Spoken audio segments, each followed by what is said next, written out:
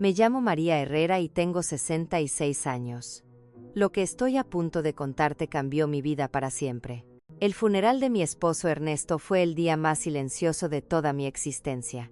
Allí, junto a su tumba, recibí un mensaje de un número desconocido que me heló la sangre. Estoy vivo. Ese no soy yo en el ataúd. Respondí con las manos temblando. ¿Quién eres? La respuesta me dejó sin aliento.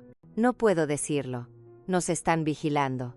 No confíes en nuestros hijos. En aquel instante me partió el alma en dos. Mi mundo se derrumbó al ver a Carlos y Enrique, mis propios hijos, de pie junto al ataúd con expresiones extrañamente serenas. Algo no estaba bien, sus lágrimas parecían forzadas, sus abrazos tan fríos como el hielo. Durante 42 años, Ernesto había sido mi compañero, mi refugio, mi razón para vivir. Lo conocí cuando tenía 24 años, en el pequeño pueblo de Arroyo del Sol. Crecimos en los mismos caminos polvorientos, compartiendo sueños modestos. Yo limpiaba casas para mantener a mi madre enferma, mientras Ernesto reparaba bicicletas en el pequeño taller que había heredado de su padre. Éramos pobres, pero éramos felices. Teníamos algo que el dinero no puede comprar, amor verdadero. Recuerdo la primera vez que me habló. Era un martes por la mañana. Yo caminaba hacia el mercado con mi vestido verde desteñido y mis zapatos gastados. Él salió de su taller con las manos manchadas de grasa y me sonrió con una timidez que me hizo enamorarme al instante. «Buenos días», María me dijo con voz suave. «¿Quieres que revise tu bicicleta?» Yo no tenía bicicleta, pero inventé una excusa solo para seguir hablando con él. Aquella conversación se convirtió en citas, bajo el viejo roble gigante del Parque Central, luego en promesas de amor eterno y finalmente, en una boda sencilla llena de esperanza. Los primeros años fueron difíciles. Vivíamos en una casita de 2 habitaciones con techo de lámina. Cuando llovía, poníamos ollas por toda la casa para atrapar las goteras, pero aún así éramos felices. Ernesto trabajaba desde el amanecer hasta el atardecer en su taller, y yo cosía ropa para las mujeres del pueblo. Cuando Carlos nació, pensé que el corazón me iba a estallar de felicidad. Era un bebé precioso, con los ojos grandes de su padre y mi sonrisa. 2 años después llegó Enrique, igual de perfecto. Los crié con todo el amor del mundo, sacrificando mis propias necesidades por las de ellos. Ernesto era un padre maravilloso. Los llevaba a pescar al río los domingos, les enseñaba a arreglar cosas con sus propias manos y les contaba historias antes de dormir. Yo los alimentaba, los vestía, los consolaba cuando lloraban. Éramos una familia unida, o eso creí durante muchos años. A medida que crecieron, las cosas empezaron a cambiar. Carlos, el mayor, siempre fue ambicioso. Desde niño preguntaba por qué vivíamos de manera tan modesta, por qué no teníamos coche como otras familias. Enrique lo seguía en todo, como lo había hecho desde pequeño. Cuando Carlos cumplió 18, Ernesto le ofreció trabajar en el taller. Pero él lo rechazó con desprecio. «No quiero ensuciarme las manos como tú», papá dijo. «Voy a ser alguien importante». Aquellas palabras hirieron profundamente a Ernesto, aunque nunca me lo confesó. Yo lo veía sentarse en el porche por las noches, mirando las estrellas con una tristeza silenciosa. Su hijo no solo había rechazado su trabajo, sino toda su forma de vida. Los años pasaron, y para mi sorpresa, Carlos logró hacerse un nombre en el mundo empresarial. Consiguió trabajo en una inmobiliaria de la ciudad. Enrique se mudó poco después, siguiendo sus pasos como siempre. Empezaron a ganar dinero, muchísimo más de lo que Ernesto y yo habíamos visto en toda nuestra vida. Al principio, me sentí tan orgullosa.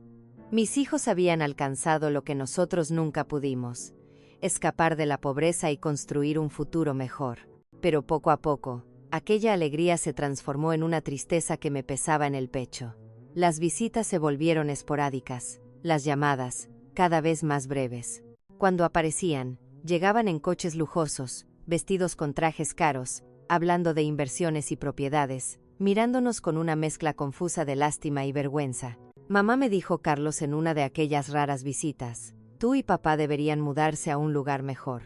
Esta casa se está cayendo a pedazos». Tenía razón, pero aquella casa guardaba todos nuestros recuerdos.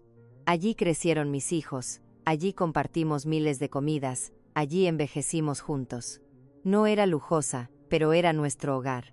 Ernesto, siempre tan sabio, solía decirme. María, el dinero ha cambiado a nuestros muchachos. Ya no somos suficientes para ellos. Yo me negaba a creerlo. Seguí justificando su ausencia, sus llamadas fugaces, sus promesas rotas. Están ocupados construyendo su futuro, me repetía. Algún día volverán a ser los niños cariñosos que criamos. Pero en el fondo, sabía que Ernesto tenía razón.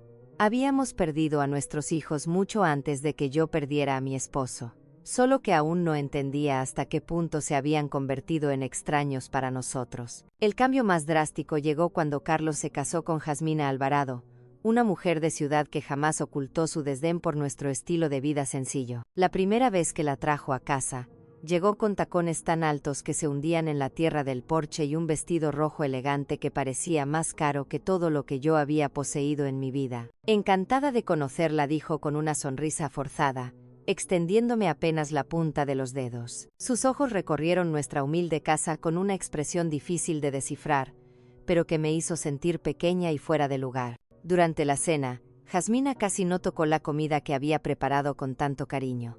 Movía el pastel de carne en el plato, cortaba pedacitos diminutos de pollo, pero prácticamente no comió nada.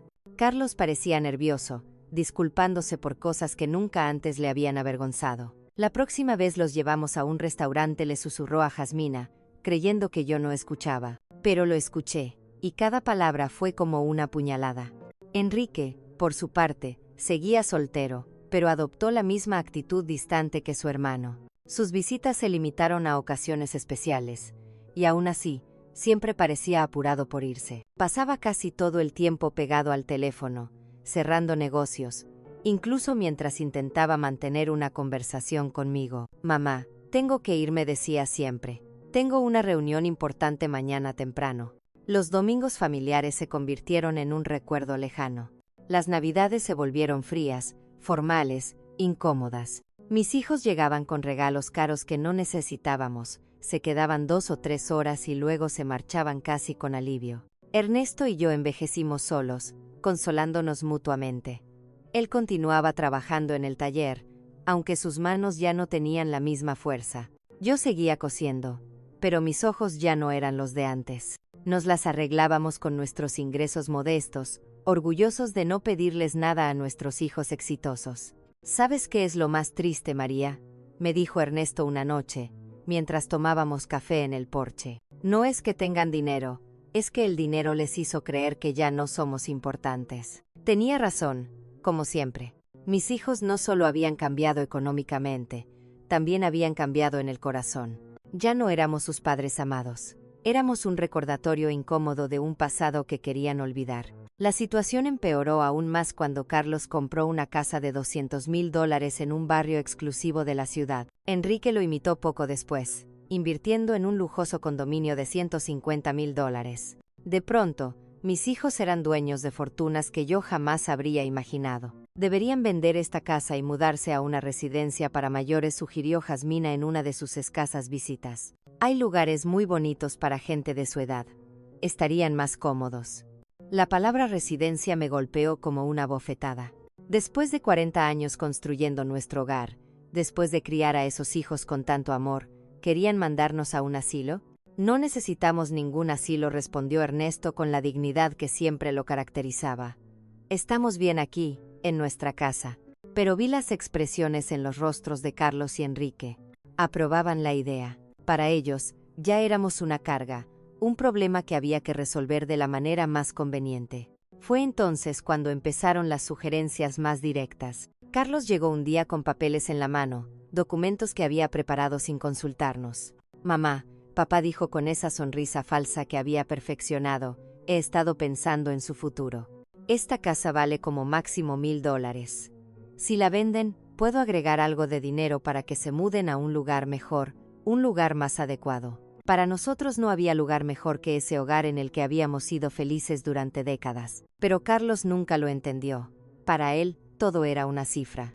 Además, continuó, creo que papá debería retirarse del taller. Ya tiene 70 años. Es hora de descansar. Ernesto lo miró con una tristeza infinita. Hijo, trabajar no es una carga para mí. Es lo que me mantiene vivo, lo que da sentido a mis días. Pero podrías lastimarte, intervino Enrique, apoyando a su hermano como siempre. A tu edad, un accidente sería muy peligroso. Sus palabras sonaban a preocupación, pero yo percibía algo detrás, impaciencia, urgencia, algo que no comprendía del todo. Yo no lo sabía entonces, pero aquello era solo el comienzo de un plan mucho más oscuro. Uno que jamás habría imaginado que mis propios hijos serían capaces de llevar a cabo. Todo cambió una mañana de invierno, cuando Ernesto regresó del taller más cansado de lo habitual.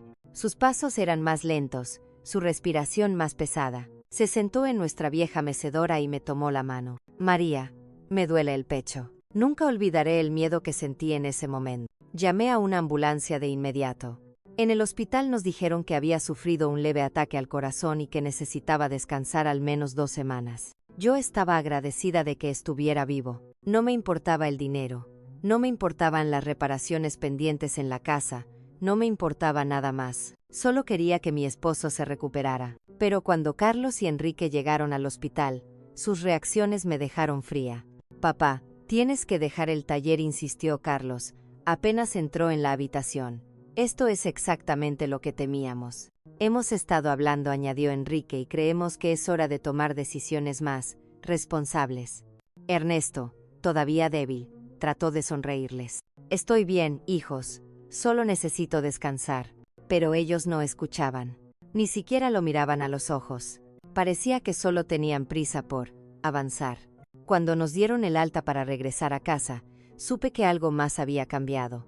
Carlos había hablado a solas con el médico y no me dijo qué.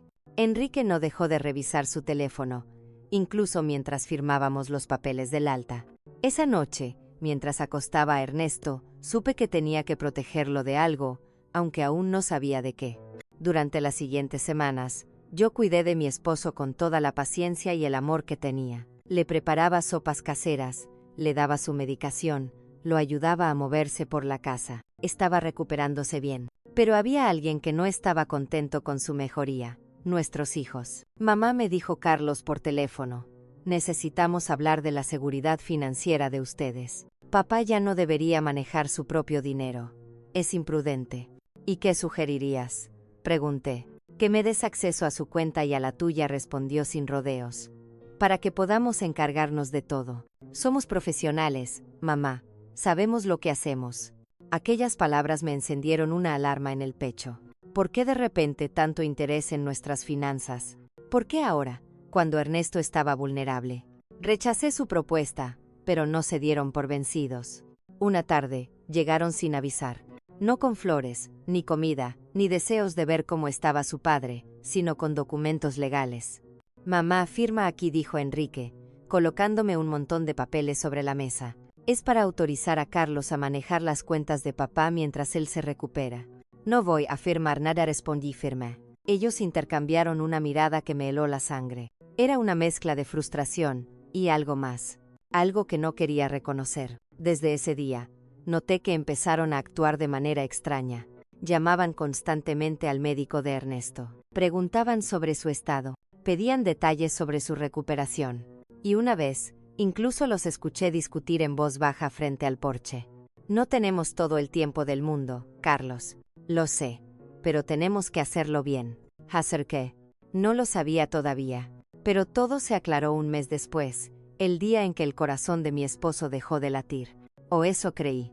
Aquel día, el mundo entero pareció volverse gris. Estábamos desayunando cuando Ernesto cayó al suelo, llevándose la mano al pecho. Grité. Llamé a emergencias. Intenté reanimarlo, pero cuando llegó la ambulancia, ya era demasiado tarde. El médico que lo atendió no era su doctor habitual. Nunca lo había visto en mi vida. Aquel hombre no era el médico de mi esposo, pero habló con tal seguridad, con tal frialdad, que no tuve fuerzas para cuestionarlo. Lo siento mucho, señora Herrera, me dijo con un tono mecánico. Su marido sufrió un paro cardíaco fulminante. No hubo nada que pudiéramos hacer. Me entregó un informe ya preparado, como si hubiese estado esperando ese momento. Mientras tanto, Carlos y Enrique llegaron sorprendentemente rápido, demasiado rápido. Su reacción fue extraña, demasiado controlada, demasiado conveniente. Carlos me abrazó, pero no sentí calidez.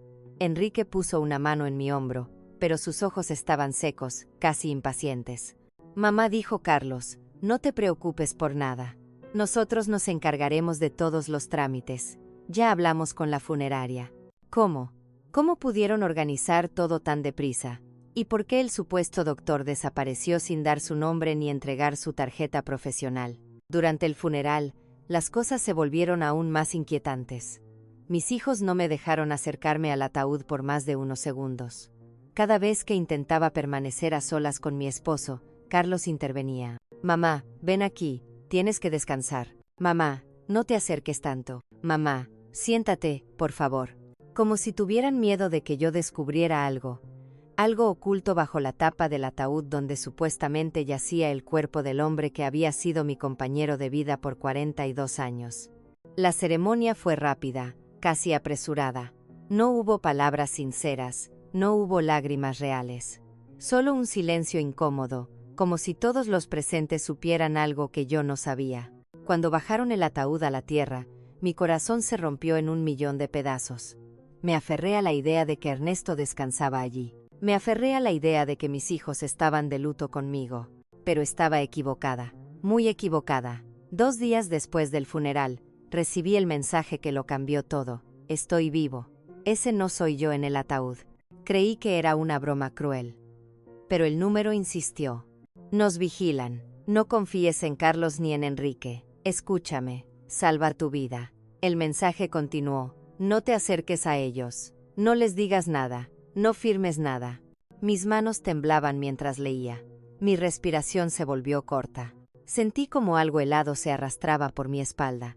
Si ese mensaje era real, entonces lo que había enterrado no era el cuerpo de mi esposo. Y si mis hijos no estaban de duelo, entonces ya tenían un plan. Un plan que me envolvía a mí, y que ya había comenzado. Esa tarde, mi teléfono volvió a sonar. Era Carlos. Mamá dijo con una voz demasiado suave. Necesito que hablemos. Es importante. Mi corazón dio un salto. El mensaje del número desconocido seguía repitiéndose en mi cabeza. No confíes en tus hijos.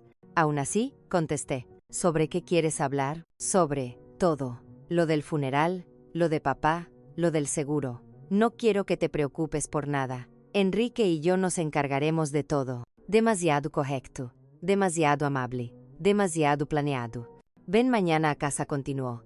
Tenemos que explicarte algunas cosas. Quise negarme, pero no quería despertar sospechas. Está bien, respondí con voz tensa. Iré un rato. Al día siguiente, cuando llegué a su casa, Enrique abrió la puerta. Su sonrisa era rígida, artificial, como si estuviera siguiendo un guión. Mamá, pasa, por favor. Hicimos café.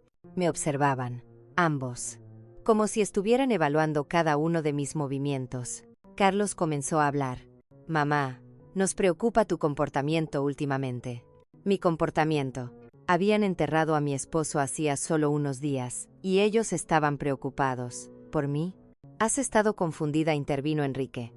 Decirle a los vecinos que papá podría estar vivo, ir al banco preguntando por movimientos de dinero. Mamá, eso no está bien. Me quedé helada. ¿Cómo sabían que yo había ido al banco? Solo quiero entender las cosas, respondí. Mamá, dijo Carlos, acercándose. Creemos que estás estresada. El médico de la familia piensa lo mismo. ¿Qué médico? El doctor Álvarez. Dice que necesitas descanso, supervisión, apoyo profesional. No conocía a ningún doctor Álvarez. Nunca me había examinado. Nunca había hablado conmigo. Mamá, insistió Enrique. Creemos que deberías tomarte un tiempo en una residencia especializada, solo hasta que recuperes la claridad. Una residencia. Una manera elegante de decir lugar donde guardar a una persona hasta que ya no moleste. Estoy completamente bien, dije con voz firme. Los dos intercambiaron una mirada. Esa mirada me heló la sangre. Era la misma mirada que compartieron en el hospital cuando dijeron que Ernesto no tenía esperanza. La misma mirada que vi cuando hablaron del seguro de vida. La misma mirada cuando decidieron enterrarlo rápidamente. Carlos suspiró, fingiendo paciencia. Mamá, papá no está. Nos tienes a nosotros.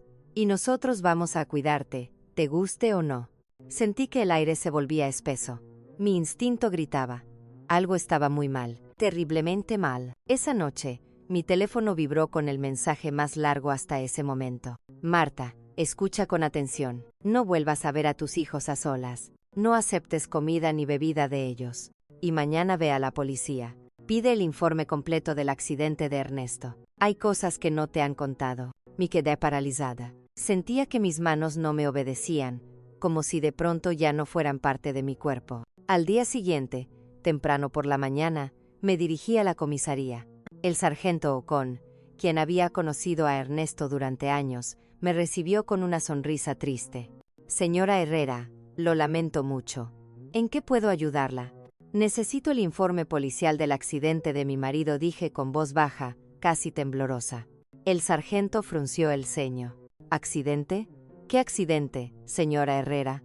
Mi estómago se encogió. El accidente en el taller, cuando la máquina explotó, expliqué, repitiendo la versión que mis hijos me habían dicho. El sargento abrió un archivo en su computadora. Buscó durante unos segundos y luego me miró fijamente. Aquí no hay ningún reporte de explosión en el taller de Ernesto. De hecho, no existe ningún registro de accidente laboral en esa fecha. Sentí como si el mundo se inclinara bajo mis pies. Pero, el hospital llamó, dijeron. Según el informe médico que tenemos, continuó el sargento con una expresión grave, su esposo ingresó inconsciente con síntomas de envenenamiento. Me llevé una mano al pecho. El aire se me escapó como si hubiera recibido un golpe. ¿Envenenamiento? ¿Con qué? Metanol, respondió él. Una cantidad suficiente para causar daño cerebral severo, ceguera, coma, e incluso la muerte. Las lágrimas comenzaron a correr por mis mejillas. ¿Por qué nadie me dijo esto? Según los registros, dijo él, leyendo del documento, la familia inmediata pidió que esta información se mantuviera confidencial para no preocuparla. Dijeron que usted estaba demasiado frágil emocionalmente. El familiar inmediato, Carlos y Enrique. Yo no sabía si temblaba de miedo, de rabia, o de las dos cosas. Sargento, logré decir, ¿qué significa todo esto? Él me miró largo y tendido antes de hablar. Señora Herrera, si usted sospecha que la muerte de su esposo no fue un accidente, puede presentar una denuncia formal. Nosotros investigaremos. Yo no tenía sospechas, tenía certezas. Salí lentamente de la comisaría, con el informe temblando entre mis manos. El sol brillaba con toda su fuerza, pero para mí el día estaba oscuro, pesado, irrespirable. Entonces lo entendí. Por fin entendí todo. Mis hijos habían mentido desde el principio. Sobre el accidente, sobre el hospital, sobre el seguro, sobre Ernesto. Todo había sido un plan en el que yo había sido ingenua, un plan que ya estaba en marcha, y que no había terminado. Esa tarde, Enrique llegó a mi casa con un ramo de flores y la misma sonrisa forzada que había usado en el funeral. Mamá, dijo, entrando sin esperar invitación, ¿cómo te sientes hoy? ¿Te ves cansada? Cansada. Yo ya no sabía si me veía cansada, rota o simplemente destruida. Estoy bien, mentí, observándolo con una mezcla de rabia y miedo. Solo he estado pensando mucho. Me imagino, respondió mientras dejaba el ramo en la mesa, como si quisiera adornar una escena que él mismo había destruido. Carlos y yo hemos hablado. Creemos que deberías vender la casa pronto, mientras aún tiene valor en el mercado. Te vendría bien tener liquidez. Liquidez. ¿Qué palabra tan impersonal para alguien que acababa de enterrar a su esposo? ¿Por qué tanta prisa?, pregunté, fingiendo inocencia. Enrique jugueteó con sus llaves, nervioso. Bueno, las casas viejas se deprecian rápido. Además, tienes gastos, el funeral, las cuentas del hospital. Mentiras. El funeral había sido barato, hasta lo insultante. El seguro del hospital lo había cubierto todo. Yo no tenía ninguna deuda. Enrique, dije mirándolo directamente a los ojos, tú sabías que tu padre no murió por un accidente en el taller. Por una fracción de segundo, vi el terror puro cruzar su rostro, pero lo ocultó enseguida. ¿Qué estás diciendo, mamá? Estás confundida. No deberías estar investigando nada. El dolor te está afectando. El dolor. Ese era su nuevo pretexto para justificarlo todo. Se levantó bruscamente, golpeando la mesa y derramando el café que yo le había servido. Creo que necesitas descansar. Hablaremos cuando estés más tranquila. Se dirigió a la puerta, pero antes de salir, lo escuché desde el porche hablando por teléfono. Su voz era urgente, tensa, casi desesperada. No pude escuchar las palabras exactas. pero no era difícil adivinar con quién hablaba. Esa noche, ya en silencio, mientras preparaba una taza de té que no pude terminar, mi teléfono vibró nuevamente. Otro mensaje del número desconocido. Mañana irán juntos a tu casa. Intentarán convencerte de que estás perdiendo la cordura. Quieren que firmes documentos. No lo hagas. El mensaje continuaba. No comas ni bebas nada que te ofrezcan. Y no permitas que te toquen. No los enfrentes. Solo mantente alerta. Me quedé inmóvil, con el corazón golpeando como un tambor en mi pecho. Y entonces lo supe con absoluta certeza. Si hoy habían presionado, mañana iban a atacar. La predicción se cumplió exactamente como el mensaje había advertido. A la mañana siguiente, Carlos y Enrique llegaron juntos a mi casa. No venían solos. Con ellos estaba Jazmín, con su eterna expresión de falsa amabilidad y un bolso demasiado grande colgando del brazo. Mamá, dijo Carlos, exagerando la preocupación, estamos muy preocupados por ti. Los vecinos dicen que te has comportado de manera extraña. Doris comentó que has estado hablando sola, que no comes bien. Mentiras, más mentiras. Doris jamás habría dicho algo así. Por eso intervino Enrique. Te trajimos tus pasteles favoritos. Y también café de esa marca que te encanta. Extendió la bolsa hacia mí. El olor dulce llenó la habitación, pero no me moví. Recordé el mensaje. No comas ni bebas nada que te ofrezcan. Gracias, respondí con frialdad, pero ya desayuné. Los tres intercambiaron miradas. Miedo disfrazado de molestia. Molestia disfrazada de preocupación. Luego comenzó la verdadera actuación. Mamá, dijo Carlos mientras se sentaba frente a mí, queremos hablar contigo de algo serio. Hemos consultado con médicos. ¿Qué médicos?, pregunté. El doctor Álvarez, respondió Jazmín rápidamente. Dice que las personas mayores, después de perder a su esposo, pueden desarrollar paranoia, que empiezan a imaginar cosas. Paranoia. La palabra cayó sobre mí como una piedra, justo como el mensaje había advertido. No estoy paranoica, dije con voz firme. Solo hago preguntas. ¿Preguntas?, repitió Carlos, inclinándose hacia adelante. ¿Cómo por qué no existe un reporte policial? ¿Cómo por qué fuiste al banco? ¿Cómo por qué dices que papá podría seguir vivo? Sentí un escalofrío profundo recorrerme la columna. Sabían todo, cada uno de mis pasos, cada pregunta que había hecho. Mamá, dijo Enrique en un tono paternalista que me revolvió el estómago, necesitamos tomar decisiones por tu bien. Creemos que deberías mudarte a una residencia especializada por un tiempo. Una residencia, corrigió Jazmín con una sonrisita falsa, donde te cuiden profesionales. Tendrás actividades, terapia, medicación, todo lo que necesitas. Me estaban acorralando, empujándome hacia un lugar donde podrían controlarlo todo, y donde yo quedaría completamente indefensa. Mientras tanto, continuó Carlos, nosotros gestionaremos tus cuentas, tus papeles, la casa, solo hasta que recuperes la estabilidad. Allí estaba, el plan entero, redondo, perfectamente calculado. Primero habían asesinado a Ernesto, luego habían falsificado informes y ocultado pruebas, y ahora venían a por mí. ¿Y si me niego?, pregunté despacio. Los tres dejaron de respirar por un instante. Carlos fue el primero en hablar. Entonces iniciaremos un proceso legal, dijo con una calma escalofriante. Tenemos testigos de tu comportamiento errático. El doctor Álvarez ya ha firmado un informe preliminar. Ni siquiera me ha visto, respondí con frialdad. No hace falta, contestó Enrique. Basta con nuestro testimonio. Jazmín sonrió, inclinando la cabeza con falsa compasión. Lo hacemos porque te queremos, Marta. Ya no podía seguir escuchando. Me levanté lentamente. Necesito tiempo para pensar. No demasiado, dijo Carlos, clavándome una mirada dura. Es por tu propio bien. Cuando por fin se fueron, la casa quedó en un silencio espeso, casi irrespirable. Me apoyé en la mesa, temblando. Las piezas, por fin, encajaban todas. Ellos no solo habían asesinado a Ernesto, también estaban preparándose para destruirme a mí. Su plan estaba casi terminado, y yo era el último obstáculo.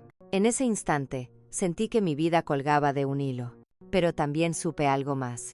Ya no tenía miedo, porque por primera vez, por fin vi el rostro de la verdad. Esa noche, mi teléfono vibró con un mensaje más largo de lo habitual. Marta, soy Esteban Callan, investigador privado. Ernesto me contrató 3 semanas antes de su muerte porque sospechaba de Carlos y Enrique. Lo envenenaron con metanol mezclado en su café de la mañana. Tengo pruebas de audio de sus conversaciones, planeando todo. Mañana, a las 3 de la tarde, ven al café de la esquina. Siéntate en la mesa del fondo. Yo estaré ahí. Sentí que el corazón me golpeaba las costillas con fuerza. Por primera vez desde el funeral, apareció un rayo de esperanza. Una luz diminuta, pero suficiente para mantenerme en pie. Finalmente sabría quién había estado enviándome esos mensajes. Y sobre todo, tendría pruebas. Pruebas que podrían darle justicia a Ernesto. Pero también sabía que debía moverme rápido. Carlos y Enrique ya habían mostrado su verdadera cara. Si no actuaba pronto, yo sería su próxima víctima. No podía permitirme cometer ningún error. La guerra había comenzado. Y aunque yo era solo una mujer de 66 años contra 2 hombres despiadados y ambiciosos, tenía algo que ellos jamás tendrían: la verdad. La verdad que ellos habían intentado enterrar junto con el cuerpo equivocado. La verdad que habían querido silenciar en mi garganta. La verdad que Ernesto había protegido incluso hasta el último suspiro. Esa noche dormí muy poco. Me quedé en la mesa de la cocina, con el sonido del reloj acompañando mis pensamientos. Por primera vez desde su muerte, pensé en Ernesto sin romperme por dentro. Pensé en la manera en que solía oler a serrín y metal después de un largo día en el taller. En cómo me preparaba café en las mañanas. En cómo se reía cuando yo trataba de arreglar algo y siempre lo hacía peor. Pensé en la última vez que me dijo, te quiero. Y me di cuenta de que incluso entonces, él debía sentir miedo. Miedo de sus propios hijos. Me prometí algo mientras amanecía lentamente sobre la ventana de mi cocina. No dejaría que su muerte quedara impune. Al día siguiente, me vestí con calma, como si fuera a una cita importante. Elegí uno de mis vestidos más sobrios, gris oscuro, con un suéter de lana ligera. Me recogí el cabello y me puse mis zapatos más cómodos. A las 2:30, salí hacia el café. El cielo estaba nublado y el viento arrastraba hojas secas por la acera. Cada paso que daba me hacía sentir más fuerte, más segura. Entré al café exactamente a las 3. Allí estaba él. Esteban, un hombre de unos 50 y tantos, alto, cabello canoso, mirada seria pero cálida. Sostenía una carpeta marrón bajo el brazo. «Señora Herrera», preguntó en voz baja. Asentí. Me temblaban las manos, pero levanté la barbilla con dignidad. «Soy Esteban Callahan. Lo siento mucho por su pérdida». Ernesto era un buen hombre. Se sentó frente a mí y colocó la carpeta sobre la mesa. Antes de mostrarle nada dijo con solemnidad, «Debo advertirle, lo que está a punto de escuchar será doloroso. Muy doloroso». «Estoy lista», respondí con una firmeza que ni yo sabía que tenía. He estado lista desde que recibí el primer mensaje. Esteban abrió la carpeta y sacó una pequeña grabadora. Encendió el dispositivo.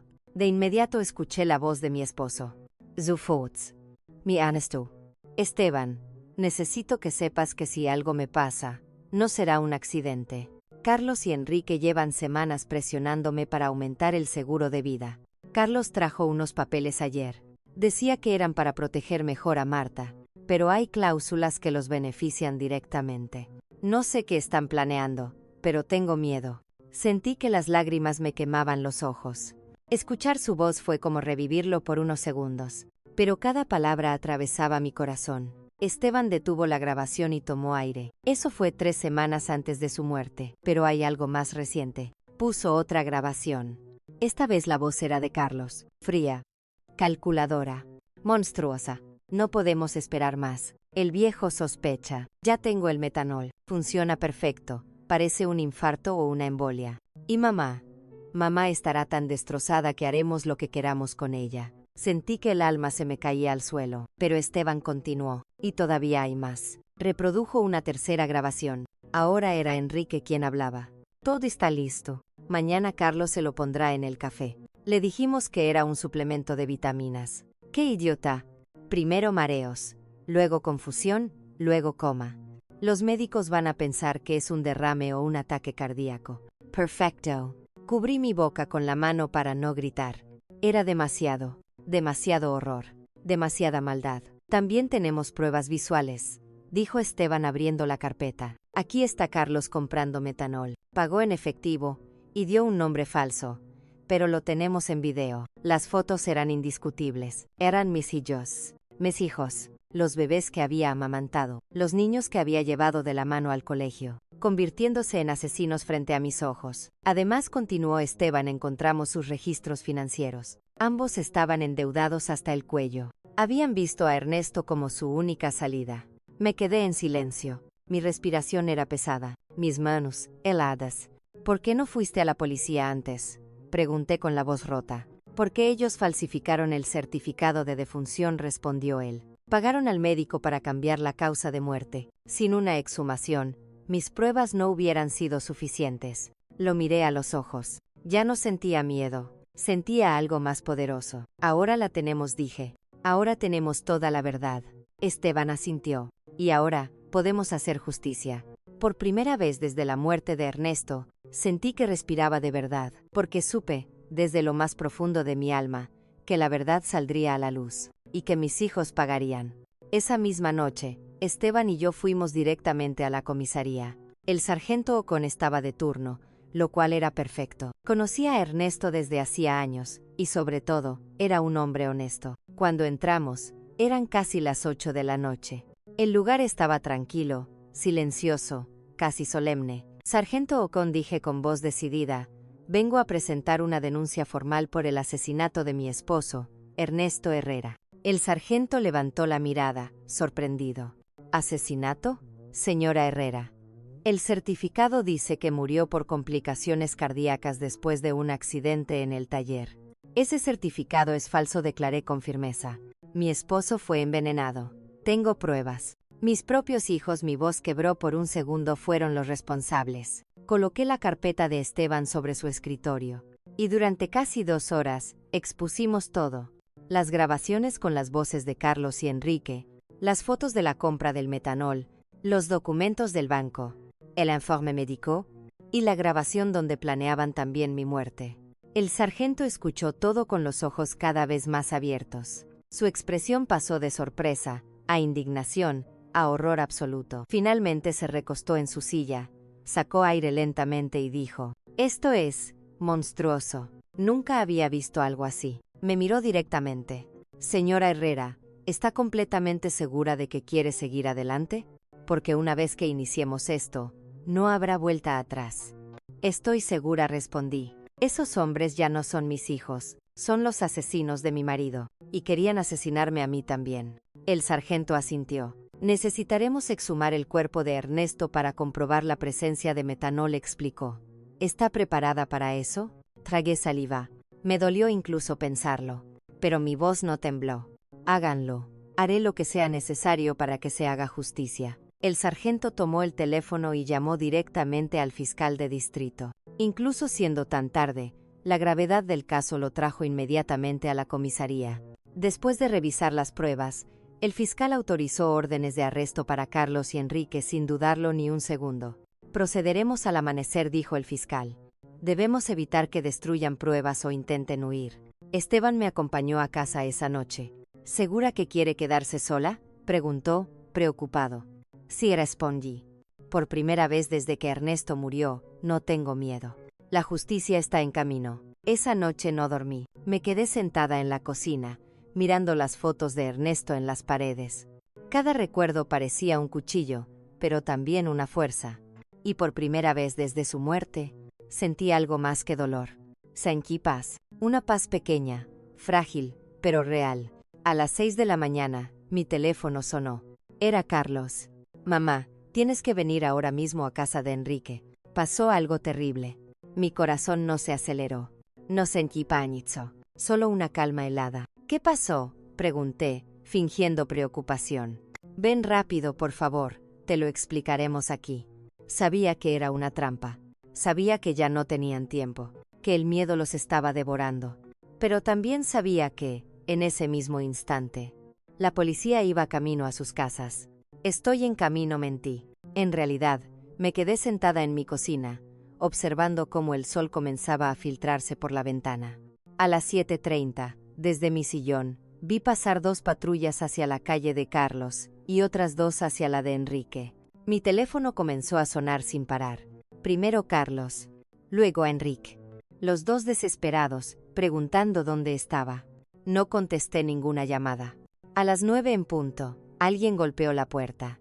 Era el sargento Ocon. Señora Herrera, dijo con una expresión solemne, sus hijos han sido arrestados. Están bajo custodia, acusados de asesinato en primer grado y conspiración para cometer asesinato. Me llevé una mano al pecho. Mis piernas temblaron. Pero no de miedo, ni de tristeza.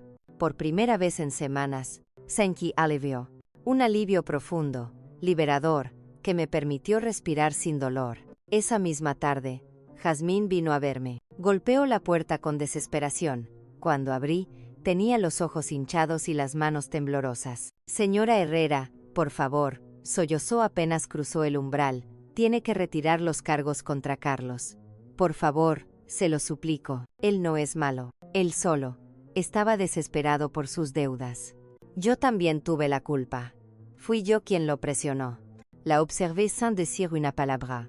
La mujer impecable, arrogante, altiva, ahora lloraba como si su vida dependiera de mi compasión. Pero dentro de mí ya no había espacio para la compasión. Jazmín, dije con calma helada, tu marido envenenó al mío, y luego planeó asesinarme a mí también. No existe excusa para eso. Pero somos familia, gimió ella. Piense en lo que esto hará con la familia. La miré fijamente. La familia murió el día que decidieron matar a Ernesto por dinero. Ahora, por favor, sal de mi casa. Ella quiso decir algo más, pero al ver mi expresión, retrocedió, tomó su bolso y se fue llorando. 3 días más tarde, se realizó la exhumación del cuerpo de Ernesto. A pesar de lo doloroso que fue verlo todo de nuevo, me mantuve firme. Tenía que hacerlo por él. Los resultados del laboratorio confirmaron exactamente lo que ya sabíamos. Niveles letales de metanol en su organismo, suficiente para causar daño neurológico severo, estado de coma, fallo orgánico, muerte segura. No había dudas, no había interpretaciones, no había accidentes, solo asesinato. Cuando el informe oficial salió, el caso explotó en todo el pueblo. Era como si la historia hubiese estallado en cada esquina, en cada café, en cada conversación susurrada en la panadería. Los hermanos Herrera. Así comenzaron a llamarlos en los periódicos. Los titulares decían: hermanos envenenan a su propio padre por dinero. Crimen familiar conmociona a toda la región. Intentaron matar también a la madre. Nadie podía creer que 2 hombres tan respetados, tan exitosos a ojos del pueblo, fueran capaces de algo tan atroz. Con el avance de la investigación, surgieron aún más detalles escalofriantes. Carlos debía más de $70,000 a prestamistas ilegales. Enrique había perdido alrededor de $50,000 en apuestas clandestinas. Ambos recibían amenazas. Ambos veían a Ernesto como la solución fácil. Ambos habían buscado formas de acelerar el cobro del seguro. Además, se descubrió que el médico que firmó el certificado falso recibió $5,000 en efectivo a cambio de alterar la causa de muerte. También fue detenido. Esteban continuó ayudando a los investigadores y me mostró el plan completo que Ernesto había trazado. Su esposo era más inteligente de lo que ellos creían, me dijo Esteban una tarde, mientras revisábamos documentos. Él sabía que algo malo se acercaba. Sabía que sus hijos planeaban algo. No sabía exactamente qué, pero lo presintió. Me mostró los apuntes de Ernesto, sus notas escritas a mano, sus dudas, su miedo. Leí una frase que me hizo llorar. Si me pasa algo, que Marta conozca la verdad, que nadie la engañe jamás. Anne. Mi Ernesto. Incluso en sus últimos días, incluso con miedo, se dedicó a protegerme. Mientras tocaba esas páginas con su letra, entendí con una certeza profunda que él, de alguna forma, sabía que su vida estaba en peligro. Y también sabía que yo sería la siguiente. Gracias a su valentía y sus últimas acciones, teníamos todo lo necesario para llevar a sus asesinos a juicio. Y yo, la mujer que ellos habían subestimado toda una vida, estaba lista para enfrentar a mis propios hijos en un tribunal, porque ahora ya no tenía miedo, porque ahora tenía la verdad, porque ahora tenía justicia de mi lado. Esa noche, mientras colocaba la carpeta con todas las pruebas sobre la mesa, sentí una tranquilidad inmensa recorrerme el pecho. Por fin, después de tanto dolor, mi esposo podía descansar en paz. El juicio fue programado para comenzar 2 meses después. Durante ese tiempo, la tensión en el pueblo se volvió palpable. Todos murmuraban, todos comentaban, Todos querían saber cómo una tragedia tan monstruosa había podido nacer en una familia aparentemente normal. El día del juicio, la sala estaba completamente llena. Periodistas, vecinos, antiguos compañeros de Ernesto, incluso personas que jamás había visto en mi vida estaban allí, buscando un asiento. La gente lo llamaba el caso de los hijos parricidas, un nombre que me dolía, pero que también contenía la dura verdad. Me senté en la primera fila, junto a Esteban, quien me tomó la mano para darme fuerza. Cuando Carlos y Enrique entraron a la sala, esposados y con los trajes naranjas de prisión, me quedé sin aire. No eran los niños que yo había criado. No eran los jóvenes que corrían por el patio con Ernesto, riendo a carcajadas. Eran dos extraños con ojos vacíos. Por un instante, mi corazón de madre titubeó. Pero luego recordé lo que le habían hecho a Ernesto, y lo que planeaban hacer conmigo, y dejé de ver a mis hijos. Solo vi a dos asesinos. El fiscal inició el proceso con una contundencia devastadora. Presentó cada prueba una por una, con precisión milimétrica. Las grabaciones donde Carlos hablaba del metanol. Las conversaciones de Enrique detallando el plan. Las fotos comprando el veneno. Los estados financieros con deudas enormes. La falsificación del certificado de defunción. Y por último, la evidencia más brutal. La grabación donde planeaban también mi asesinato. Cada reproducción llenaba la sala de un silencio helado. Más de un espectador tuvo que taparse la boca para no gritar. En el banco de los acusados, Carlos comenzó a derrumbarse. Enrique, en cambio, mantenía una expresión dura, casi desafiante, pero sus manos temblaban sin control. Cuando llegó mi turno de testificar, me levanté con las piernas temblorosas, pero con una determinación irrompible. Caminé hacia el estrado sintiendo cada mirada clavada en mi piel. Señora Herrera, dijo el fiscal, ¿podría contarnos cómo era su relación con sus hijos antes de los hechos? Tragué saliva. Pensé que era una buena madre, respondí. Los amé con todo mi corazón. Ernesto trabajó incansablemente para darles una vida digna. Jamás imaginé que ese amor sería usado como arma contra nosotros. El fiscal asintió. Cuando sus hijos le dijeron que Ernesto murió en un accidente, ¿usted les creyó? Sí, porque eran mis hijos, porque confié en ellos, y porque nunca pensé que dos hombres que yo había puesto en este mundo serían capaces de asesinar a su propio padre. En la sala, muchos comenzaron a llorar en silencio. Incluso el juez tuvo que hacer una pausa para recomponerse. Cuando terminó mi testimonio, regresé a mi asiento. Esteban apretó mi mano. Fuiste increíble, Marta me susurró. Ernesto estaría orgulloso. Los abogados defensores hicieron lo que pudieron. Intentaron argumentar que las deudas y la desesperación habían nublado su juicio. Intentaron presentar a mis hijos como víctimas de circunstancias extremas. Pero nada podía contra la montaña de pruebas. Nada podía borrar la crueldad de sus propias palabras grabadas. Nada podía justificar querer matar también a su madre. El golpe final llegó cuando se reprodujo en la sala la grabación en la que Carlos decía: después de que papá muera, mamá estará tan deprimida que será fácil deshacerse de ella. Una mujer en el público gritó: ¡monstruos! Y nadie la calló. El jurado deliberó durante 6 horas. Cuando regresaron, un silencio absoluto cayó sobre la sala. En el caso del Estado contra Carlos Herrera y Enrique Herrera, por el cargo de asesinato en primer grado, los encontramos culpables. Un murmullo recorrió la sala. Carlos comenzó a llorar, hundido en su asiento. Enrique apretó los dientes, pero su rostro se desmoronaba. Por el cargo de conspiración para asesinar a Marta Herrera, también los encontramos culpables. El juez, con voz firme, pronunció la sentencia: cadena perpetua sin posibilidad de libertad condicional durante 30 años. Aues. El sonido de ese veredicto no me dolió. Me liberó. Me desgarró por dentro, sí, pero también me sanó. Por fin, después de tanta oscuridad, la luz entraba en mi vida. Personas de todo el pueblo se acercaron a abrazarme. Me decían: Marta, hiciste lo correcto. Eres valiente. Ernesto puede descansar ahora. Y por primera vez, lo sentí como una verdad profunda. Mi esposo finalmente podía descansar en paz. Esa noche regresé a mi casa, la misma casa que tantas veces había compartido con Ernesto, pero que ahora, de alguna manera, se sentía distinta. No estaba vacía, no estaba oscura. Ya no era una tumba silenciosa cargada de dolor. Era mía otra vez. La casa donde habíamos criado a nuestros hijos. La casa donde habíamos celebrado cumpleaños, navidades, veranos interminables. La casa donde Ernesto y yo habíamos reído, discutido, trabajado, soñado. Esa casa, por fin, volvía a respirar. Una semana después del juicio, Esteban vino a visitarme. ¿Cómo te sientes?, preguntó con suavidad. Pensé por un momento, mirando la taza de té entre mis manos. En paz, respondí sinceramente.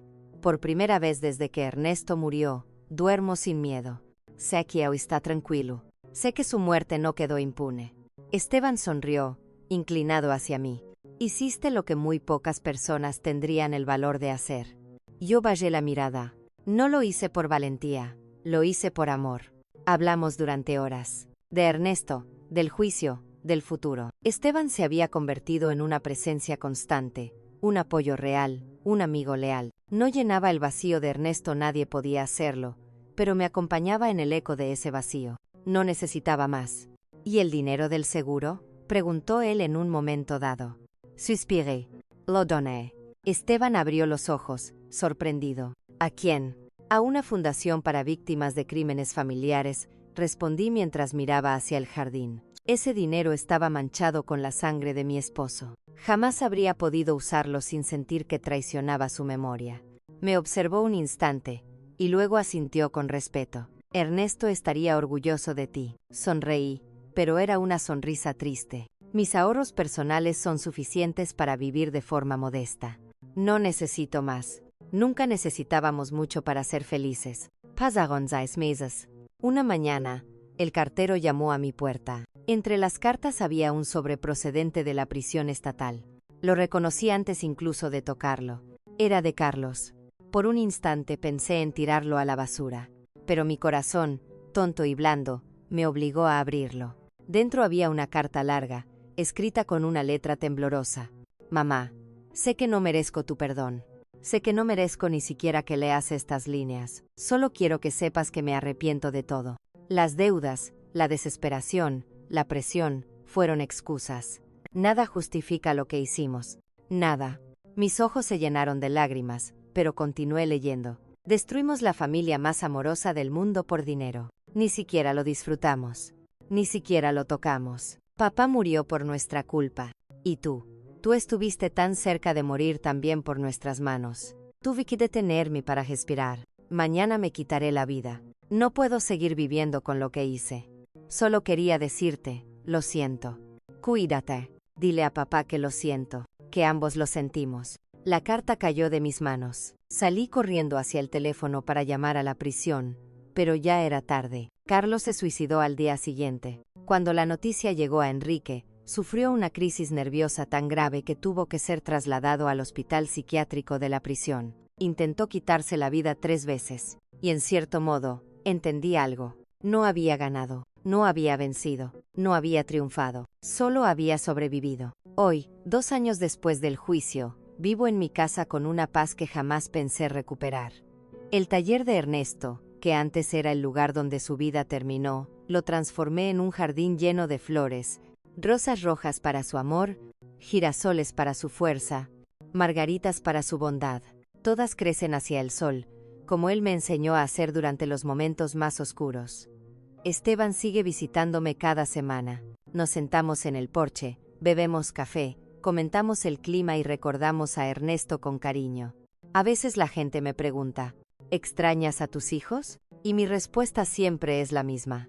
Extraño a los niños que fueron, pero esos niños murieron hace muchos años. Las personas que intentaron asesinar a su propio padre y luego a su madre, esas personas nunca fueron mis hijos. Hoy sé que la familia no se define por la sangre. La familia se define por el amor, por la lealtad, por el respeto.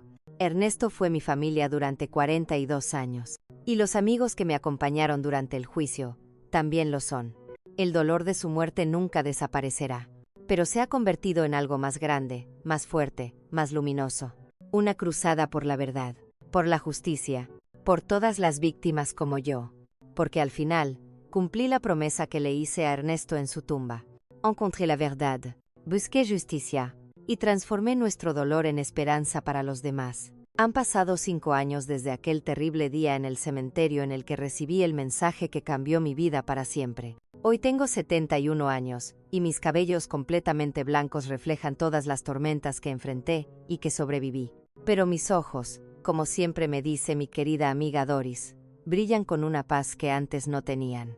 La casa donde Ernesto y yo construimos nuestra vida sigue siendo mi refugio. Con el tiempo, he hecho pequeñas mejoras con los ahorros que tenía. Pinté las paredes de un amarillo suave, el color favorito de Ernesto, y convertí su viejo taller en el jardín más hermoso del vecindario. Rosas rojas, claveles blancos, girasoles altos como pequeñas torres. Todas mis flores buscan el sol, exactamente como él me enseñó durante nuestros años más duros. Esteban Callahan se ha convertido en más que un investigador privado. Es mi familia elegida. Viene a visitarme cada miércoles por la tarde. Nos sentamos en el porche y tomamos café mientras él me cuenta historias de otros casos, de gente que también lucha contra la oscuridad. A veces me pregunta, Marta, ¿te arrepientes de haber denunciado a tus propios hijos? ¿No habría sido más fácil callar? Siempre respondo lo mismo, nunca. La verdad duele, pero la mentira destruye el alma. La fundación que creé con el dinero del seguro, ese dinero manchado con la sangre de Ernesto, se ha convertido en algo mucho más grande de lo que imaginé. La Fundación Ernesto Herrera para Víctimas de Crímenes Familiares ahora ayuda a decenas de familias cada año. Contamos con psicólogos, abogados, investigadores. Es un hogar para los que, como yo, fueron traicionados por las personas que más amaban. Hace 6 meses, una mujer de 40 años, llamada Elena, vino a verme. Estaba convencida de que su hermano había asesinado a su madre para quedarse con la herencia. Su historia era un espejo doloroso del pasado. Familiares ambiciosos, presiones para vender la casa, comportamientos sospechosos, secretos que nadie quería mencionar. Mi fundación la ayudó con un investigador privado y asesoría legal sin costo. 3 meses después, su hermano fue declarado culpable. Elena me abrazó llorando y me dijo, «Señora Herrera, usted me salvó la vida. Si usted no hubiera tenido el valor de denunciar a sus hijos, yo jamás habría podido denunciar a mi hermano». Y en ese momento lo entendí. Todo el dolor había valido la pena. Mientras tanto, mi hijo Enrique sigue vivo, aunque irreconocible. Después del suicidio de Carlos, su mente se quebró por completo.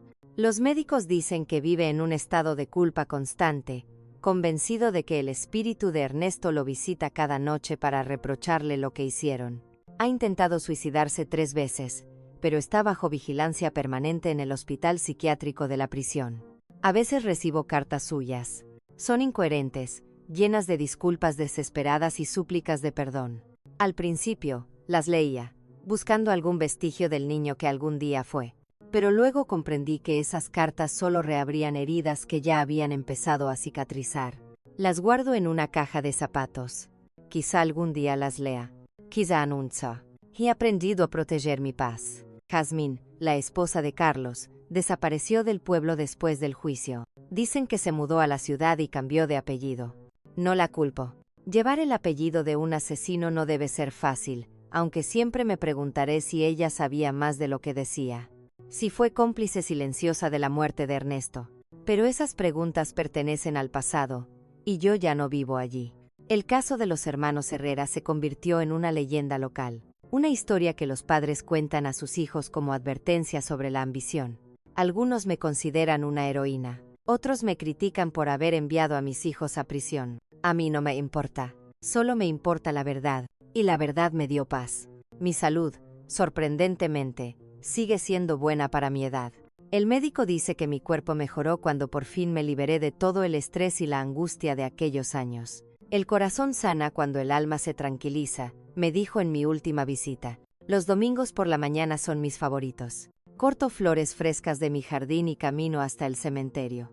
Coloco las flores en la tumba de Ernesto, donde un día mandé grabar.